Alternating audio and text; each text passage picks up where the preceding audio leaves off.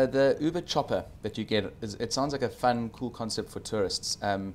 And you know, it's not really a transport tool. It really is just a small little tourist operation. Do you intend partnering with other tourist operators like the sightseeing bus, the Cape Town sightseeing red bus, that kind of thing, for example, those types of partnerships that you look for? Look, those are definitely the types of partnerships that we look for. What we want to take is, you know, Uber is an international technology, but we want to make it as local as possible and partner with local partners in a way that will help them grow their business and ours locally, as well as benefit the city of Cape Town. It sounds there's a new concept now of Uber for Business, which is a corporate taking Uber to a corporate level. Have you had much uptake from that? Yes, we've had phenomenal uptake on the Uber for Business product, and it's you know, what it is it's really just taking all the benefits of that we already experience using Uber as a normal customer and bring that into the business world. You can expense your receipts very easily, you sort of manage your business travel. A large part of what we think is going to grow Uber over the long term, in Cape Town and all around the world is changing the way that people get around completely, right? And whether you get around on your own or whether you get around for meetings or normal business travel, we need to be in every part of that market. Now, Uber as a technology, I feel has kind of shifted the journey from a mobile money and a mobile experience for users, where people feel safer uploading their credit cards. Is Uber aware of the kind of the how it's changed the way people use mobiles and how they feel safer? Are they aware of what they've done there, and is it something that you guys are proud of?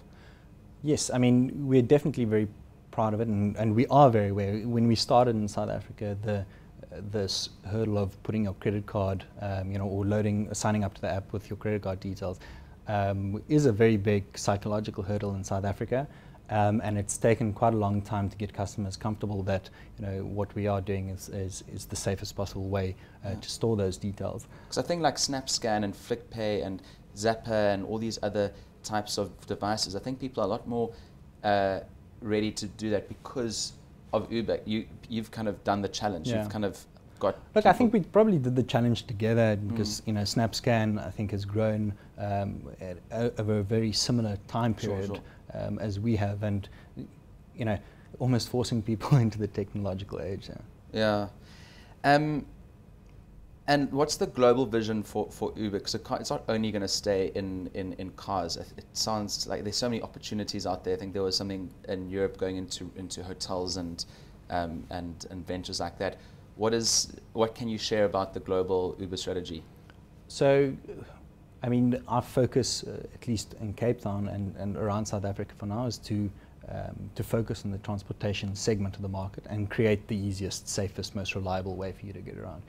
That said, we've run some very, very interesting experiments in markets like New York, where we've got Uber Rush, which is an on-demand delivery service. In LA, we've got Uber Fresh, which is sort of an on-demand lunch service. And then probably one of the more exciting ones, or one of the most exciting ones, which is not necessarily one directly not correlated to transport, is a product called Uber Pool. Now, if you take a market where you've got a massive amount of demand on the client side and a huge amount of supply on the driver side, you know that many people in your city are going to be moving from or leaving from similar places and ending up at similar destinations.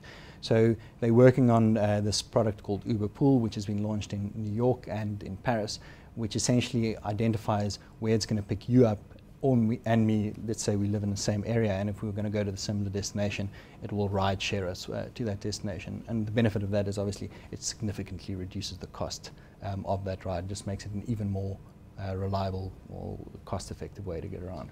Where else in Africa can we see new Ubers starting?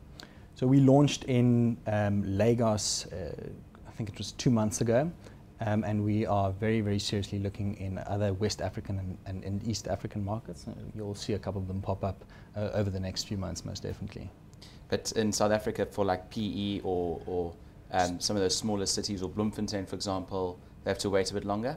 So our global strategy is to be everywhere, right? Uber everywhere. Everywhere that you need a safe, reliable ride, we need to be there.